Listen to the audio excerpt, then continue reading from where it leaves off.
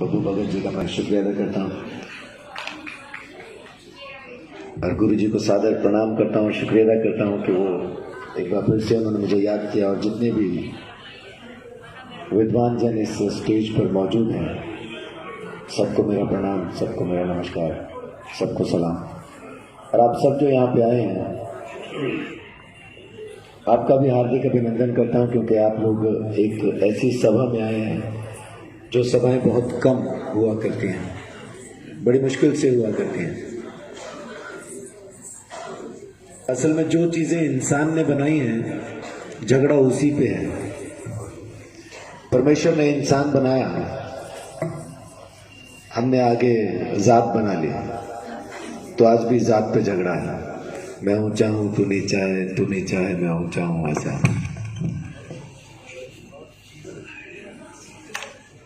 खुदा ने इबादत बनाई, हमने मजहब बना लिया, आज उन्हीं पे झगड़ा है। तेरा धर्म मेरा धर्म, तू हिंदू में मुसलमान, तू सिख में ईसाई। उस खुदा ने जमीन दी, उस पे हमने लकीरें बना ली और आज देश का झगड़ा है। तेरा देश मेरा देश, तेरा बॉर्डर मेरा बॉर्डर। तो जो कुछ खुदा ने बनाया, अगर हम उसी में रह जाते तो कोई झगड़ा नहीं था। जितनी चीजें हमने खुद बना ली हैं, वहीं झगड़ा शुरू होता है।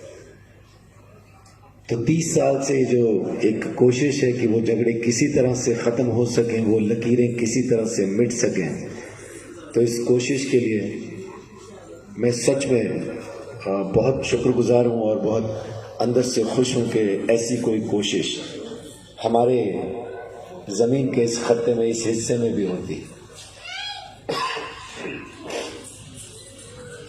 आज मैं आपके साथ परमेश्वर के बारे में बात करना चाहता हूं। परमेश्वर कौन है, उसकी एक काबिलियत होनी चाहिए, है ना। अगर डॉक्टर कोई है तो उसको एक खास पढ़ाई करना जरूरी है। अगर कोई दर्जी है तो उसको कपड़ा काटना सीना आना चाहिए, उसकी एक काबिलियत होती है। अगर हम किसी को खुदा कहें तो पहली चीज जो उसमें होनी चाहिए कि वो किसी एक खास मजहब का, किसी एक खास धर्म का, किसी एक खास रिलीजन का पक्षधर नहीं होना चाहिए। अगर वो किसी एक खास धर्म का पक्षधर है या एक खास पंथ का संस्थापक है तो वो परमेश्वर हो ही नहीं सकता। वो परमेश्वर होने की काबिलियत से बाहर है, क्योंकि वो किसी एक ग्रुप के साथ रहना चाहता है। तो परमेश्वर वो नहीं है जो किसी एक खास ग्रुप में रहे, किसी एक खास मजहब में रहे या किसी एक खास जाति के साथ संबंध रखे। परमेश्वर वो है जिसने जमीन बनाई, और परमेश्वर वो है जो कुल कायनात का एकमात्र खुदा है। एक ही परमेश्वर है, कोई 2 4 6 8 10 12 15 नहीं है, एक ही है। हमने अपने मजहब तो बनाए, हम तो इतने ज्यादा बुद्धिमान बन गए कि हमने उस खुदा के भी मजहब बना दिए। देख के पहचान लेते हैं, ये हिंदुओं का है, ये मुसलमानों का है, ये सिखों का है, ये ईसाइयों का है। यानी खुदा की भी जातियां, उसके भी धर्म बना दिया हमने। ये हिंदुओं का है जी, ये सिखों का है जी, ये ईसाइयों का है, ये मुसलमानों का है। क्या सच में ऐसा परमेश्वर है? अगर ऐसा ही परमेश्वर है तो मैं उसको मानने के लिए कतई तैयार नहीं। मैं नहीं मानना चाहता ऐसे खुदा को जो फिरका परस्ती करता हो।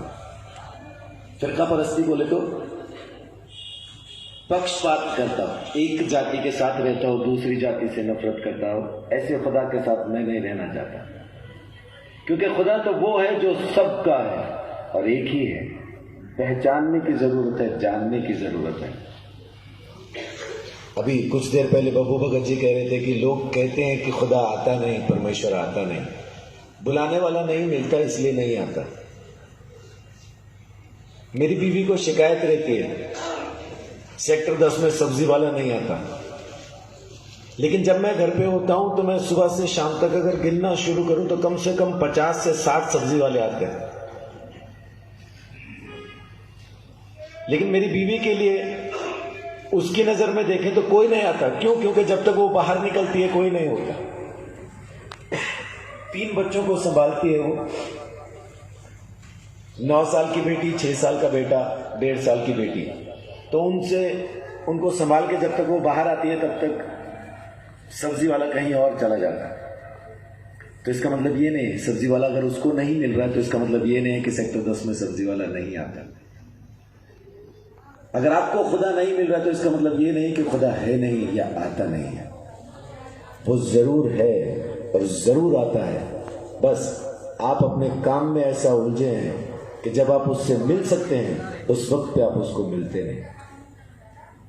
आप अपने जमीन के कामों में ऐसा उलझ गए, आपको लगता है ये जमीन के कारोबार ही असल में सारे कारोबार हैं। परमेश्वर से मिलने का समय तो तब होगा जब सारे काम खत्म हो चुके होंगे। ऐसा नहीं है।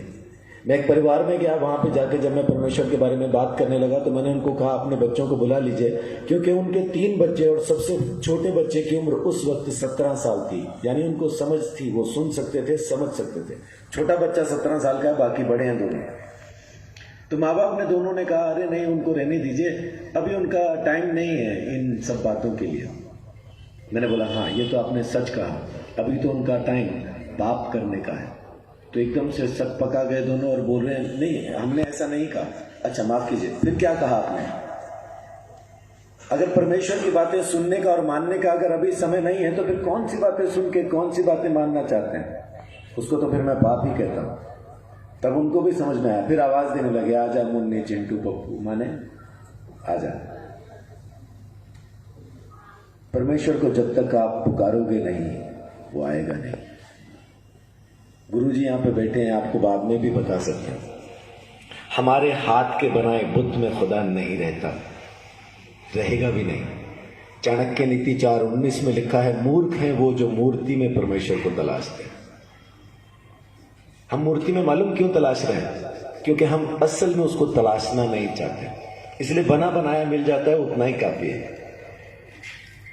फिर हम कहते हैं भाव में है, भाव में। आप भाव करके मिट्टी खाओ, चीनी का भाव रखो मन में, मीठा होगा क्या?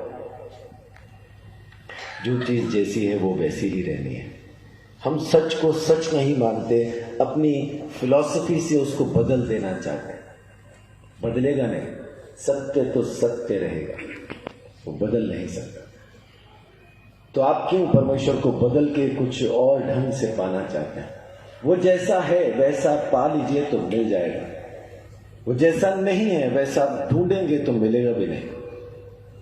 अब मैं कहूं कि फोन की आवाज मुझे इस बोतल में आनी चाहिए, वो नहीं आएगी भाई, इसमें पानी ही आएगा। आवाज आनी है तो इसी में ही आनी है।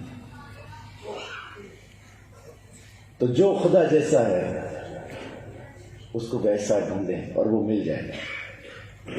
उस परमेश्वर ने इसी के लिए अपने इकलौते बेटे को, जो कि उसका शब्द है, जो कि उसका कलाम है, कुरान शरीफ में लिखा है कि ईसा अलैहिस्सलाम उस खुदा का कलमा है, उसका वचन है, उसकी आवाज है, रूह अल्लाह है। उससे ज्यादा पवित्र कोई नहीं कुरान के अंदर लिखा है, वो एकमात्र पवित्र लड़का है, ऐसा लिखा है। वेद हमें बताते हैं कि जब तक परमेश्वर हमारे लिए काठ पे लटक के मर ना जाए, दैत्यारण्यक उपनिषद का 3रा श्लोक कहता है खून बहाए बगैर पापों से छुटकारा नहीं मिलेगा। लेकिन वो खून खुद परमेश्वर का होना चाहिए। अपन ने मुर्गे बकरे पता नहीं क्या क्या काट डाला खून के चक्कर में, उससे नहीं होगा, कितना ही बहा लो नहीं होगा। परमेश्वर का लहू चाहिए। पहचाने के कैसे? ऋग्वेद में लिखा है कि जब वो मरेगा तो उसके सर पर कांटों का गुच्छा रखा होगा, तो पहचान लेना ये वो मुक्तिदाता। यीशु मसीह जमीन पे सिर्फ एक काम करने आया, हमारा खुदा के साथ मेल करवाने के लिए। जब तक हमारा मेल उस खुदा से नहीं होगा। कितने लोग अमिताभ बच्चन को जानते हैं? हाथ खड़ा करके बताइए, जानते हैं? क्या सच में जानते हैं? आपको 50 रुपए चाहिए, अमिताभ बच्चन देगा क्या? क्यों नहीं देगा? क्योंकि हमें वहम है कि हम अमिताभ बच्चन को जानते हैं। असल में हम अमिताभ बच्चन को जानते नहीं है, हमारी उससे मुलाकात नहीं है, वो हमारा रिश्तेदार नहीं है। हमने खाली उसके काम देखे हैं टीवी में, फिल्म में, उसकी कलाकारी देखी है। हम अमिताभ बच्चन को नहीं जानते। बिल्कुल ऐसा ही हम उस खुदा को नहीं जानते, बस हमने उसके हाथ की कारीगरी देखी है, उसके चमत्कार देखे हैं, उसको काम करते देखा है, तो हमें वहम हो गया हम परमेश्वर को जानते हैं। अमिताभ बच्चन को जानने के लिए उसके साथ रिश्ता होना जरूरी है। फिल्म देखने से आप अमिताभ बच्चन को नहीं जानते। चमत्कार हो जाने, आपकी जिंदगी में चमत्कार हो गया क्या मतलब ये नहीं कि आप परमेश्वर को जानते हैं। चमत्कार तो इसलिए है क्योंकि वो है इसलिए चमत्कार होते हैं। वो है हमें मालूम भी है, लेकिन आपका क्या लगता है ये जरूरी है। मेरा बाप लगता है, मैं जानता हूं उसको, वो मुझे जानता है। जब मैं यहां से जाऊंगा, उसके घर में जब मुझे प्रवेश करना होगा, एक सवाल वो अगर पूछे, अगर वो आपसे भी पूछे, वो खुदा आपसे पूछे मैं तुझे अपने घर में क्यों आने दूं, तो क्या जवाब है आपके पास? मेरे पास एक ही जवाब है, पापा थोड़ा साइड हटिए, ये मेरा घर है, आप बाप है मेरा हिस्सा है इस घर के अंदर, इसलिए मैं आऊंगा अंदर। जब तक आप उसके साथ रिश्ता नहीं रखेंगे, कुछ भी पूछ लीजिए, कैसा भी पूछ लीजिए, परमेश्वर नहीं मिलेगा। हाँ, चीजें मिलेंगी, चमत्कार होंगे, जरूर होंगे, जो दुआ आप मांगेंगे पूरी भी हो जाएगी, इसमें कोई दो राय नहीं है, लेकिन खुदा नहीं मिलेगा। उसको मिलने के लिए उसी को मिलना जरूरी है, चीजों से नहीं होगा।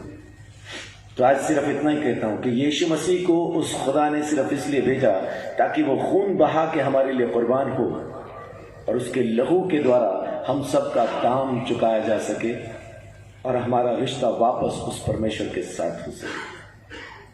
कितने लोगों को शरीर में दर्द था जब मैंने बोलना शुरू किया? है कोई ऐसा जिसके शरीर में दर्द था? सब अच्छे हैं, सब तंदुरुस्त हैं। अरे अपने लिए ताली बजाइए भाई। जमीन की ऐसी टुकड़ी मुझे बड़ी मुश्किल से मिलती है जहां कोई बीमारी नहीं है ना, सब तंदुरुस्त है। लेकिन अगर आप में से किसी के शरीर में दर्द था तो महसूस करके बताइए अब है क्या? क्योंकि जहां खुदा की बात हो वहां दर्द रह नहीं सकता, वहां बीमारी रह नहीं सकती। चमत्कार अपने आप होते हैं क्योंकि परमेश्वर की मौजूदगी में चमत्कार यूं ही होते हैं। उसके लिए आपको खास कोई तपस्या की जरूरत नहीं पड़ती, बस एक ही चीज लगती है और उसका नाम है खुदा। सो इतना ही कह के मैं आपके इस समय से विराम लेता हूं, अपनी बात को यहाँ खत्म करता हूं। लेकिन निवेदन ये करता हूं, मेरी बात को यहाँ छोड़ के नहीं जाना, बाद में टेंट वाला झाड़ू से इकट्ठी नहीं करे प्लीज, है ना। मेरी ये बात अपने साथ ले जाना कि उस खुदा के साथ रिश्ता बनाइए। आपको खुदा की जरूरत है, किसी और की जरूरत नहीं। परमेश्वर आप सबको बहुत आशीष बड़ी बख्शे।